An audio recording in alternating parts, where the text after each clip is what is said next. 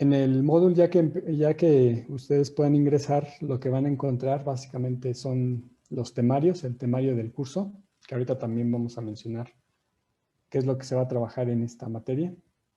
Vienen las referencias bibliográficas, vienen algunas información adicional que ustedes pueden consultar, que son las que vamos a utilizar para trabajar. Y otra información adicional que les puede servir como información complementaria para el curso. Entonces, en el temario marca que el propósito de la unidad de aprendizaje es implementación de circuitos de corriente directa y de corriente alterna a partir de los modelos SPICE. Eso es ahorita lo que vamos a ver.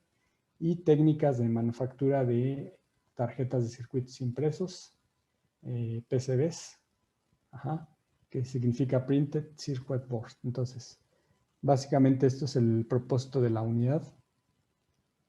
Entonces, pues aquí como podemos ver en la imagen, pues vamos a tener que hacer implementación, pero básicamente mediante la parte de simulación vamos a hacer esos diseños y poder hacer el circuito impreso.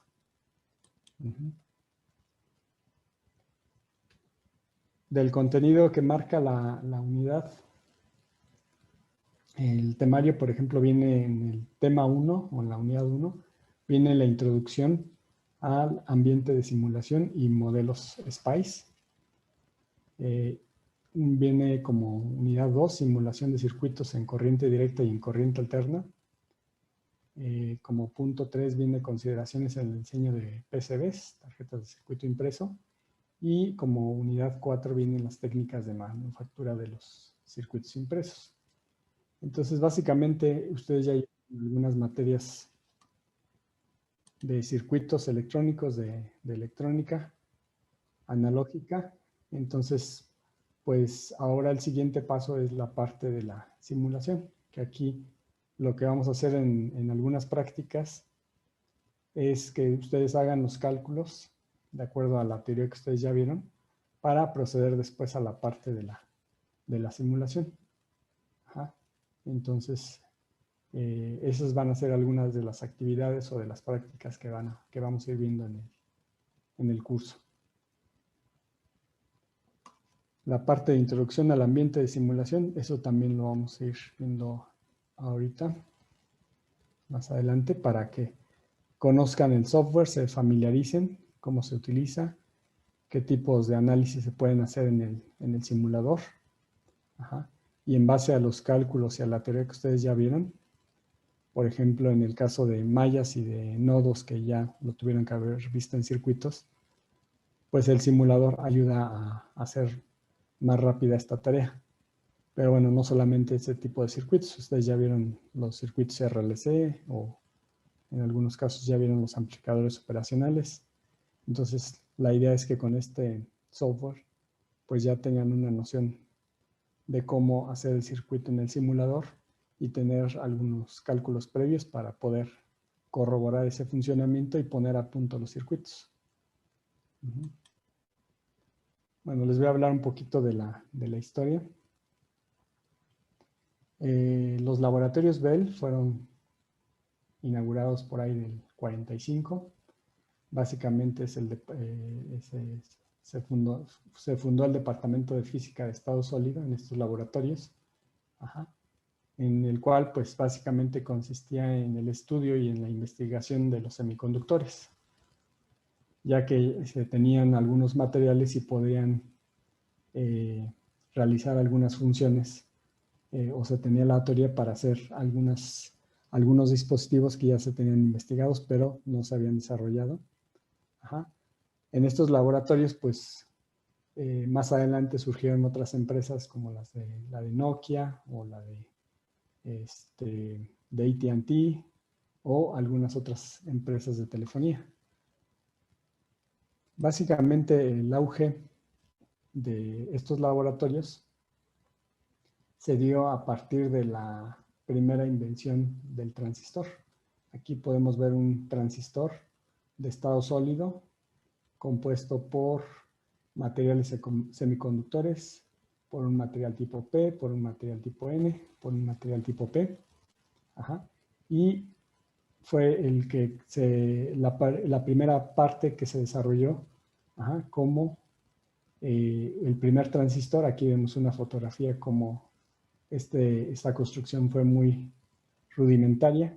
Quienes la inventaron o la investigaron para desarrollarla fueron estos tres investigadores, Marden, Shockley y Brattain, ajá, los cuales pues ya tenían estudios en física y sabían cómo se comportaban los semiconductores, tenían la teoría, pero fueron básicamente quienes desarrollaron la parte teórica para llegar a la invención del transistor, que es el que vemos acá abajo.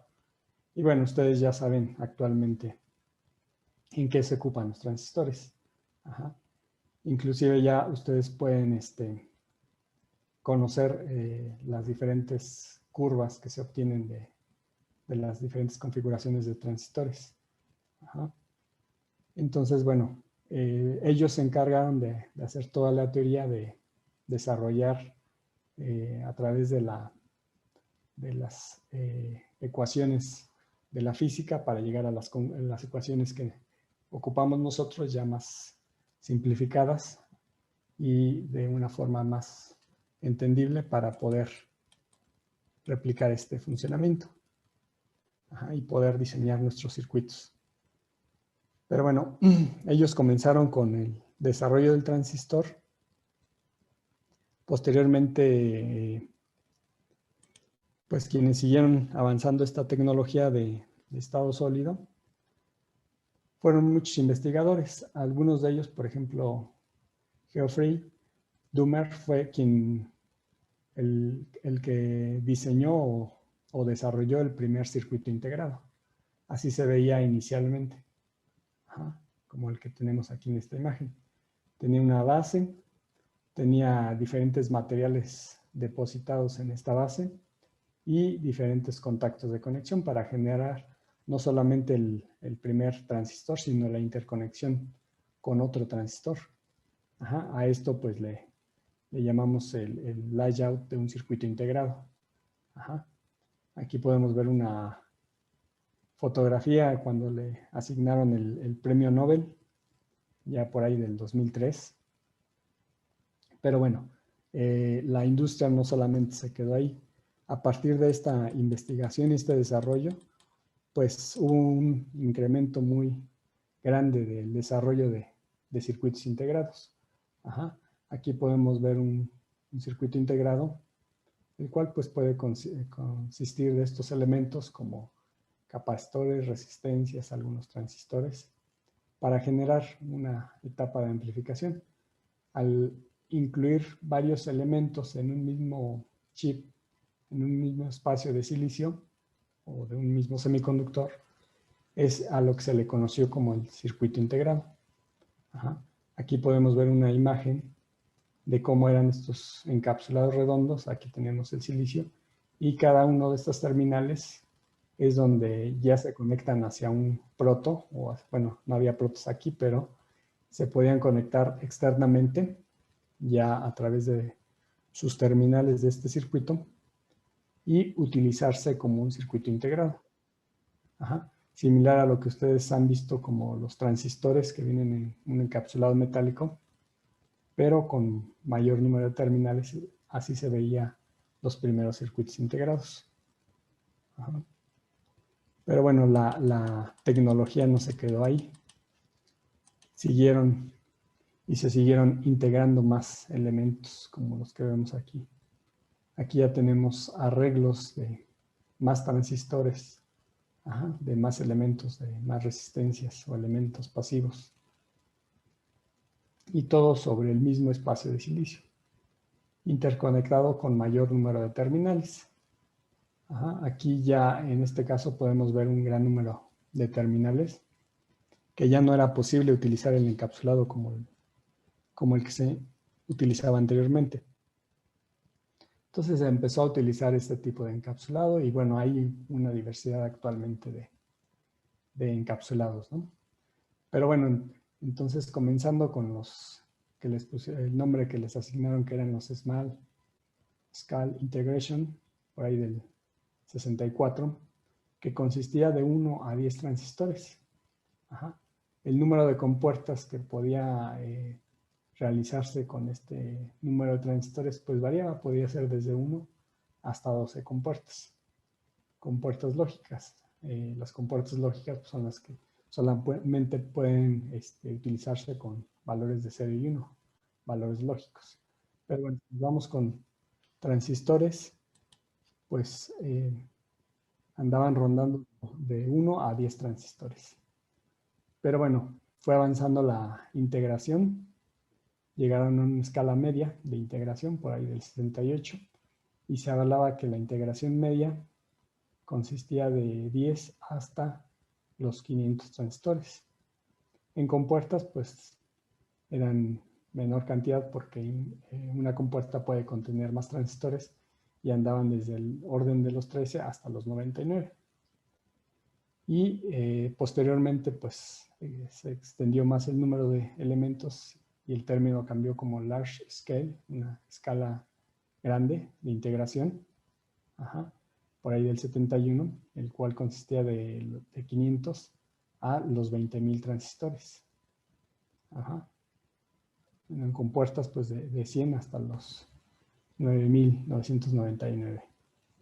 Después surgió una integración más alta que le llamaron Very Large o muy alta escala de integración, conocido con las siglas VLSI, que rondaban desde los 20.000 a el millón.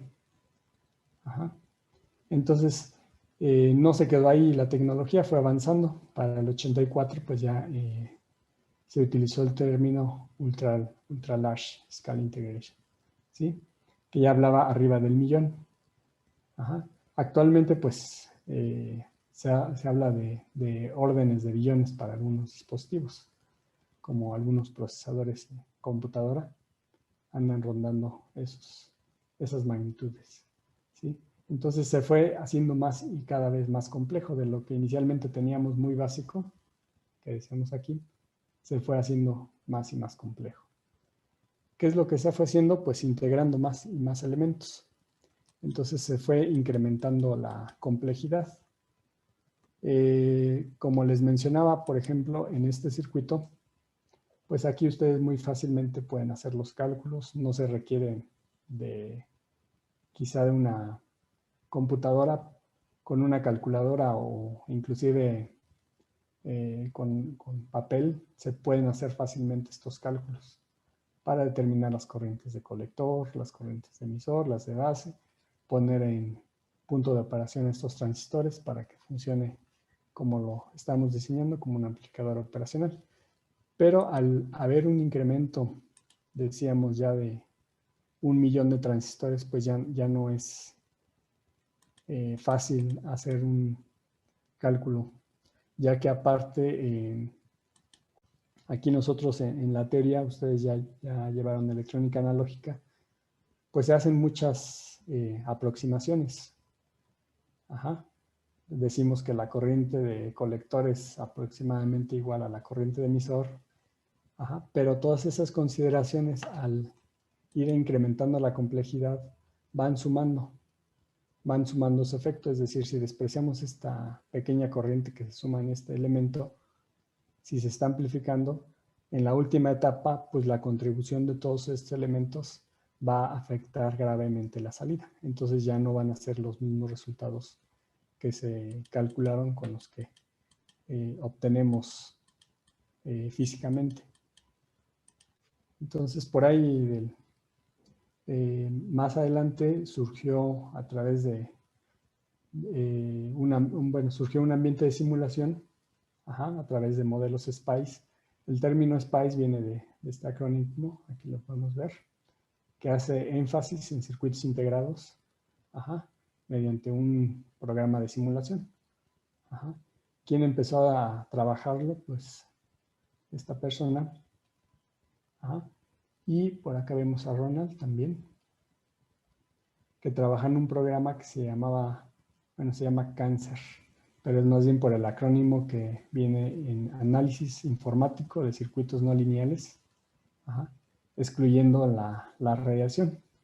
Es decir, todos estos circuitos que se trabajaban en ese tiempo, o al menos en este simulador, eran circuitos no lineales.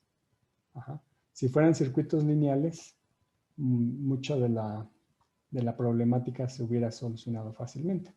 Pero pues resulta que ni los diodos, ni los transistores, ni los elementos básicos como el capacitor o el inductor tienen una respuesta lineal. Entonces el problema era hacer un programa que pudiera hacer la simulación de estos circuitos no lineales. Ajá. Hasta acá no sé si haya alguna duda o pregunta.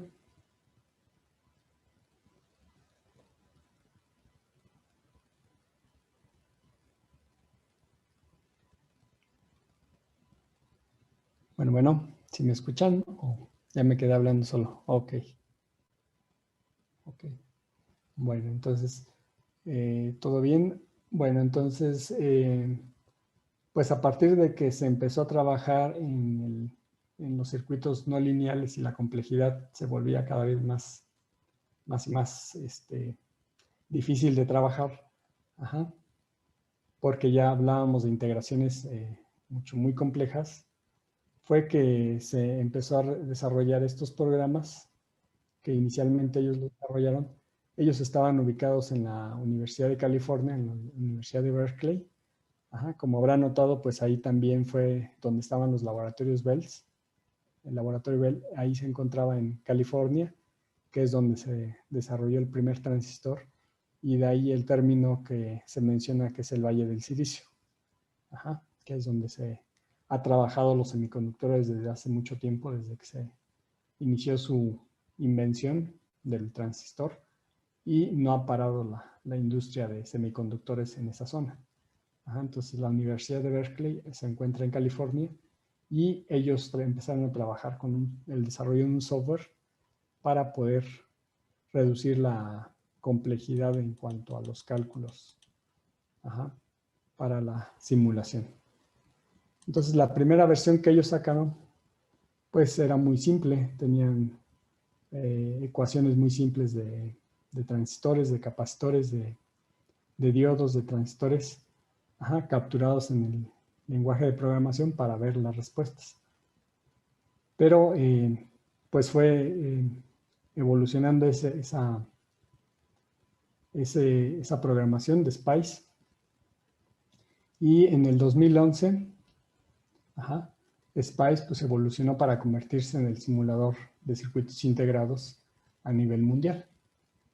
Ajá, básicamente SPICE surgió con ese fin, de poder diseñar los circuitos integrados, ajá, de una forma confiable sin tener que fabricar el circuito integrado y hacer las pruebas a ciegas sin saber si este circuito va a funcionar o no. Entonces SPICE, como les mencionaba, pues es una herramienta que permite hacer esa simulación y verificar su funcionalidad del circuito integrado antes de fabricar. Ustedes habrán escuchado hablar de la IEEE.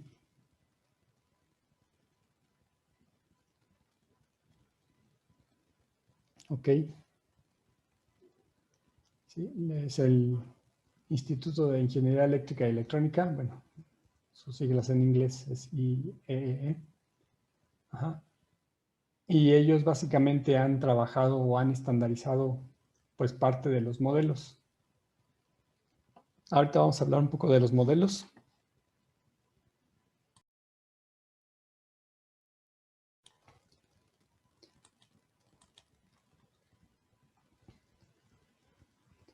Bueno, SPICE comenzó desde que empezó a desarrollarse con un nivel 1. Posteriormente, pues surgió el nivel 2, el nivel 3, y después surgieron los siguientes modelos que se basan en BSIM. Ajá, todos ellos son evoluciones o mejoras de los modelos previos. Ajá, actualmente, pues se sigue trabajando con BSIM para poder perfeccionar las respuestas de simulación con respecto a los circuitos integrados. El nivel 1 como lo vemos aquí. Fue desarrollado en 1973, escrito en Fortran. Ajá.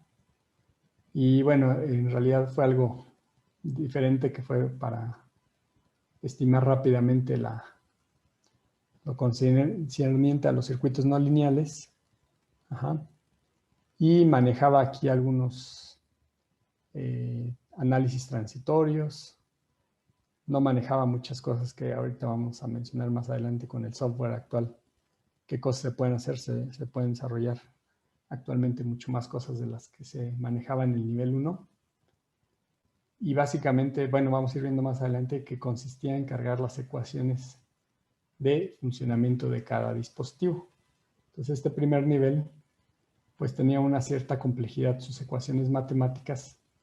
Ajá, por ejemplo, en el caso de los capacitores, de los inductores, ustedes conocen las ecuaciones de carga y descarga, o en este caso de los transitorios para un capacitor. Ajá, entonces se cargaban esas ecuaciones para ver el funcionamiento de estos dispositivos. Para el nivel 2, pues ya hay mejoras, ya le pusieron aquí un análisis en corriente alterna y en corriente directa, que la primera parte no lo tenía.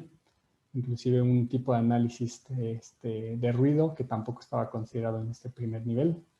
Ajá, algunas funciones de transferencia, ajá, algunos variaciones de temperatura, bueno, análisis para variaciones de temperatura, etcétera, ¿no? Entonces aquí ya empezaron a hacer más complejo las ecuaciones que tenía el SPICE anterior. Ajá, entonces aquí ya podemos ver que van aproximando más pues esos parámetros que no se tenían aquí en cuenta. Esto lo va exigiendo el mismo sistema, debido a que conforme se van agregando más y más elementos en los circuitos integrados, pues resulta que se vuelve ya un poco ineficiente este nivel para una integración de mayor cantidad de transistores, ya que les comentaba que un transistor, si hablamos de que tenemos un arreglo de 1000 transistores, ajá, el efecto de cada uno de ellos o la parte que se desprecia de uno de ellos se va acumulando, y entonces eso ocasiona que todas esas pequeñas aproximaciones al final presenten un gran error. Entonces los circuitos no se comportan como uno esperaba. Ajá, entonces después surgió, bueno, en el nivel 2 aquí todavía tenemos, agregaron algunos modelos de transistores MOSFET, ajá, algunos modelos de JFET y algunos otros parámetros, ¿no? Fuentes de voltaje independiente, etc. Aquí vemos también fuentes de voltaje controladas. Para el nivel 3, que ya fue la siguiente evolución, que surgió por ahí del 89, ya tenía una evolución en el lenguaje, ya estaba escrito en C, ya no estaba en Fortran. Ajá. Ya tiene modelos más sofisticados de MOSFET y tiene otros comandos, líneas de comandos. Vamos a ver aquí más. Ok. Después, la siguiente evolución es lo que se le conoce como BSIM. Ajá. BSIM ya es como la versión 4. Y básicamente ya es comercial, industrial. Ajá. Y básicamente muchos de los modelos que se utilizaban para simular un transistor venían de la industria. Es decir, la industria se fue estandarizando de acuerdo a estos modelos de SPICE. Es decir, algunas empresas lo que hacían era hacer pruebas de sus dispositivos, por ejemplo, un transistor, caracterizarlo muy bien, aproximarlo muy bien a sus ecuaciones matemáticas y con esos parámetros pasárselos a SPICE, cargarlos en SPICE para que se comporten como ellos generan esos transistores.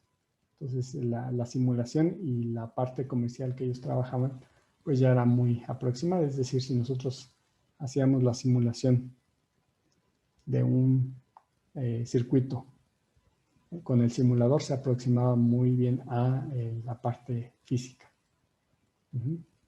Entonces, bueno, aquí dice que buscaron la estandarización también. Aquí le viene lo de los parámetros. Aquí ya mencionan, por ejemplo, el HSpice, Spectra, etcétera, son basados en estos. Se empezaron a surgir otros Spice o familias de Spice, HSpice y Spectra, son algunos derivaciones de PSpice,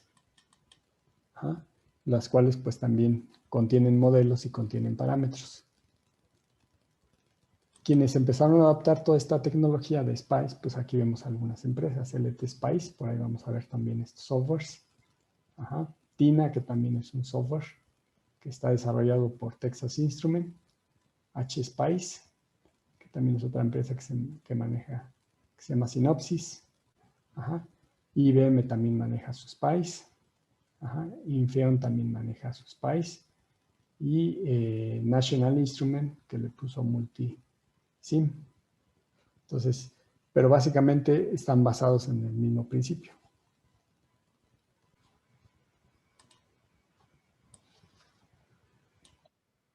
Entonces, les mencionaba que pues estos elementos fácilmente podemos trabajar con ellos sin la necesidad de un simulador, pero bueno, vamos a ver cómo afecta esto cuando se van integrando más cantidad de elementos. Aquí quiero mostrarles antes una diapositiva, la cual son los sufijos que vamos a trabajar o que vamos a utilizar en el simulador. Por ejemplo, para tera, para la variable tera, que se indica con la letra T, que es el valor elevado a la 10 a la 12. Giga ustedes ya conocen, mega, kilo, mili, micro, nano, pico y femto. ¿Sí? Estos son nuestros exponentes. Pero bueno, lo hago la mención porque más adelante vamos a tomar estos valores ya por default. Es decir, ya cuando indique el término micro, ustedes lo van a ver con la letra U, que es indistinto si es mayúscula o minúscula. Aquí nada más tengan cuidado porque mili puede ser mayúscula o minúscula, pero mega tiene que ser con las expresión o con las letras MEG. Si ustedes ponen M mayúscula como mega, van a tener un resultado totalmente diferente porque lo va a interpretar como mili. Ok. ¿Sí quedó claro?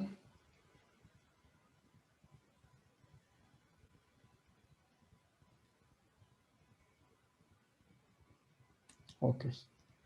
Bueno, entonces les comentaba de la herramienta de Spice, que inicialmente, bueno, fue desarrollada una herramienta de simulación para semiconductores, para el diseño de circuitos integrados. Ahorita vamos a hablar de cómo se desarrolla una resistencia en circuito integrado, aunque la finalidad de algunos circuitos no sea la de diseñar en circuito integrado, sino elementos discretos como pues, las resistencias convencionales, como las que ustedes conocen. Pues está de más saber esta información, aunque esto no quita que ustedes sepan que en el caso de las resistencias que lleva un circuito integrado, pues hay ciertos parámetros que no se consideran. Por ejemplo, en este caso, cuando se diseña una resistencia para un circuito integrado, este es más o menos el diseño. Aquí tenemos las dos terminales, que son metal, y la parte que vemos en rojo generalmente es el material tipo P o material tipo N, que van a presentar una resistividad. Y esto pues va a ir grabado en el silicio. Y es por eso que se definen todos estos parámetros. Aquí vemos algunos parámetros que tienen que ver con coeficientes de temperatura de primer orden, de segundo orden.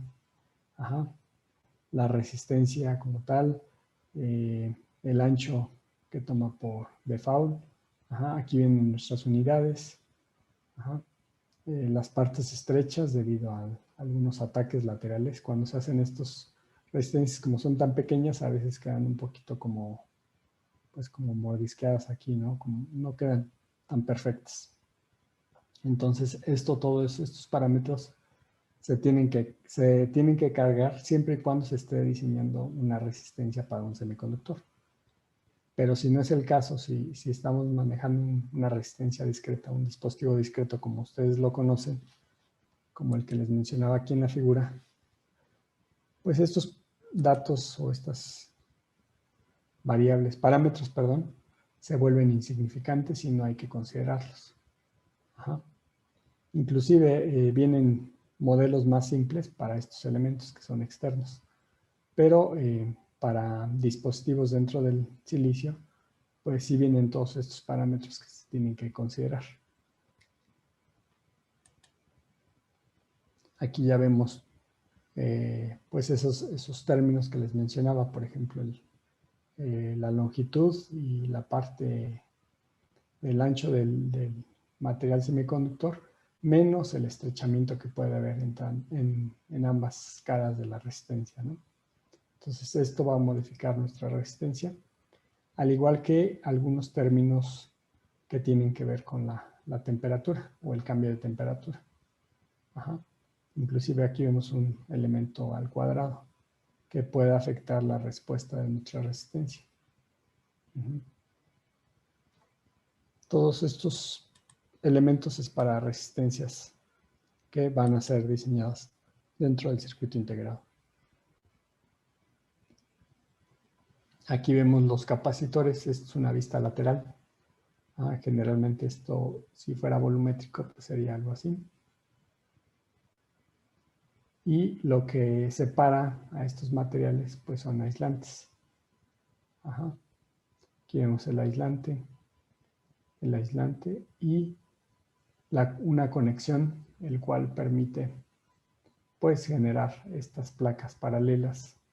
Aquí vemos metal 2 y metal 4 están conectadas entre estas dos y internamente tiene un metal. Esta parte que tenemos aquí, aparte de ser un aislante, es un dieléctrico para aumentar la capacitancia. Entonces, generalmente con estos materiales eléctricos permitimos tener capacitancias mayores que si no se tuviera absolutamente nada. Estos parámetros que vemos de un capacitor para el caso de igual de un circuito integrado, pues viene la capacitancia de unión, capacitancias laterales y algunos otros efectos. Por ejemplo, aquí también el estrechamiento debido a ataques laterales, ¿no? Porque a veces no queda tan derecho estas capas que a veces llega a cambiar la capacitancia y aquí se carga. Las unidades pues, son en metros. Aquí vemos el término de 1 por 10 a la menos 7, que generalmente los valores de default pues, los ponen en 0, es decir, que no existe, que es un corte perfecto de esta placa paralela. Entonces, todos estos son parámetros del modelo de un capacitor. El modelo del capacitor, pues aquí tenemos ya las ecuaciones de capacitancia y el valor de la capacitancia pues depende de los parámetros. Aquí el capacitor pues generalmente trabajamos con corrientes y voltajes y aquí definimos el valor de la capacitancia. Entonces lo que vamos a ver va a venir la parte de capacitor como parte del modelo y vamos a definir longitudes, tanto de estrechamiento lateral, la parte de ancho de la placa metálica y algunos otros parámetros. La forma de escribir un capacitor, aquí sí es importante, se define con el término C. Aquí marcamos en X para indicar el número de componente. Por ejemplo, podría ser el CLOAD o el de carga. Después viene N1 y N2.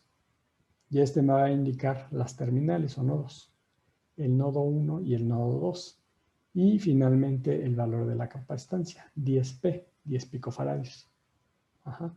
Si no definimos los otros elementos, como la longitud, el ancho de las placas paralelas, pues simplemente los considera como ceros y solamente hace referencia a que el capacitor es de 10 picofaradios sin efectos de longitudes ni de separaciones.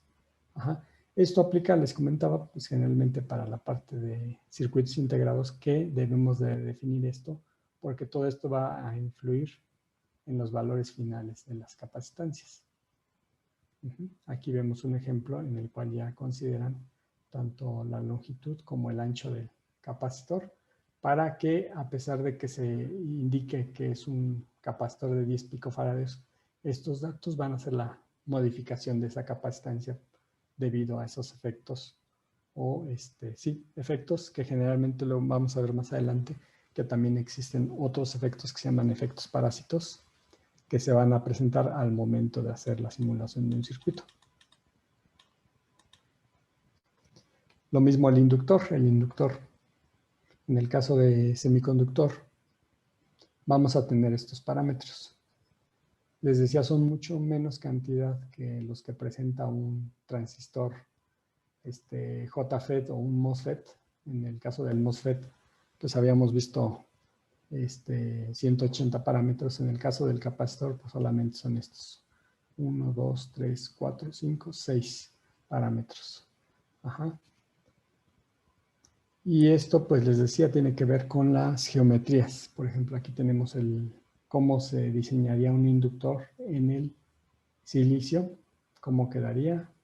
Y todos estos parámetros tendríamos que definirlos o cargarlos para que al momento de realizar la simulación se modificaran estos valores de inductancia y correspondieran lo más posible a la simulación. Ajá.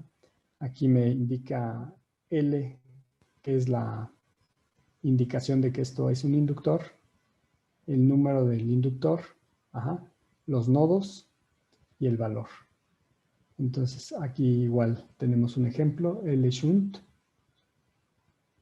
23 es una terminal, 51 es otra terminal y los 10 microhenrios. Ajá.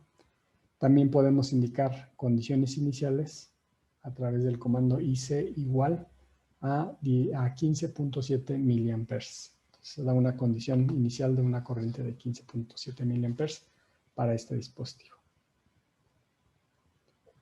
Ajá. Si tienen alguna duda o pregunta, pueden realizarla en el chat.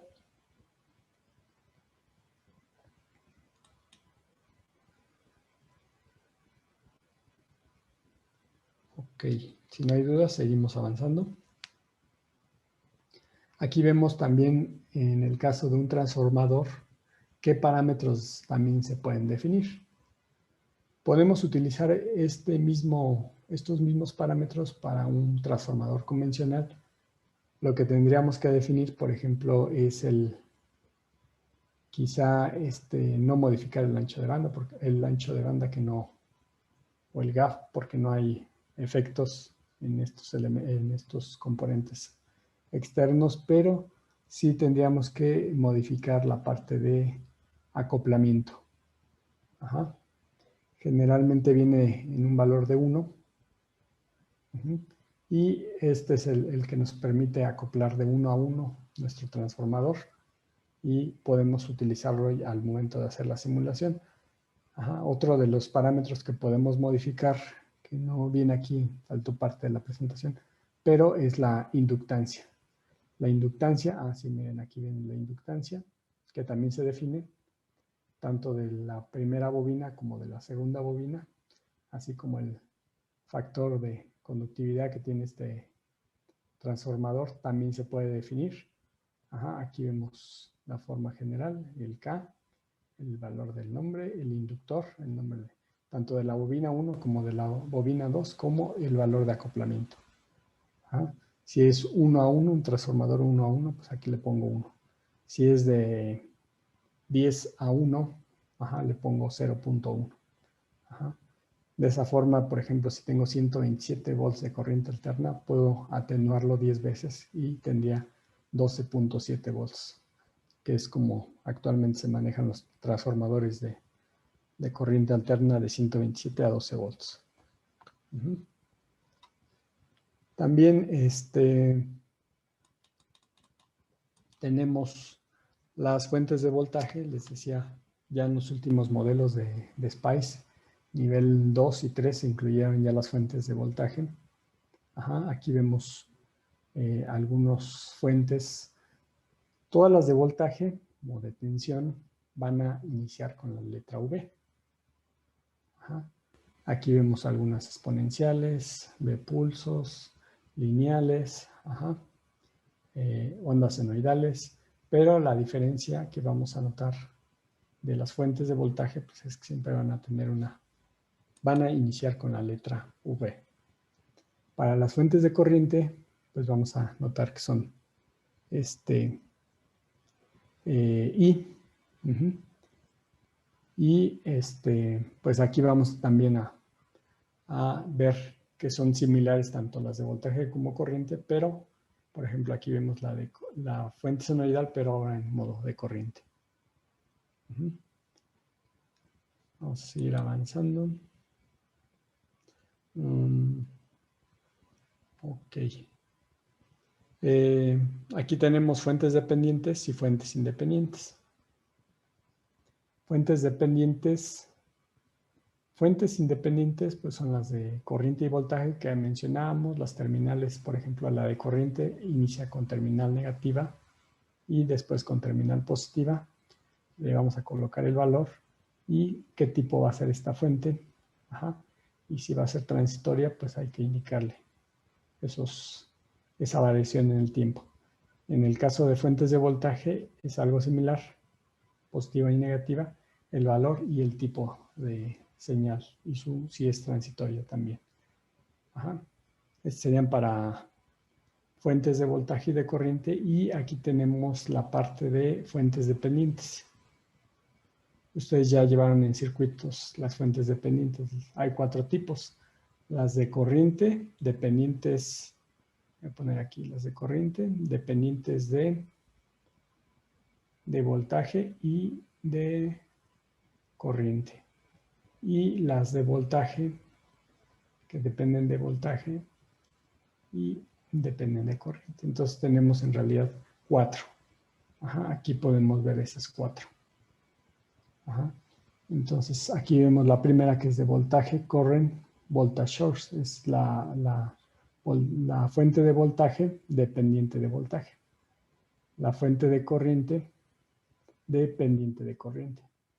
La fuente de corriente dependiente de voltaje y finalmente la fuente de voltaje dependiente de corriente. Aquí nos indica cuáles son las terminales. La primera es la positiva, la segunda es la negativa. El siguiente elemento es el nodo de control positivo, el nodo de control negativo y la ganancia. En el caso de corriente con corriente, pues simplemente se define en qué puntos es la muestra de corriente y la ganancia. No requiere 2 puntos porque al ser un flujo, solamente le debemos de indicar en un punto ese nivel de corriente para que lo tome a partir de un nodo. Igual en esta última parte tenemos algo similar. Y aquí tenemos tanto los nodos positivos como los nodos negativos y la ganancia. Las 4 fuentes, pues habrán notado, como son dependientes, las 4 tienen el parámetro de ganancia.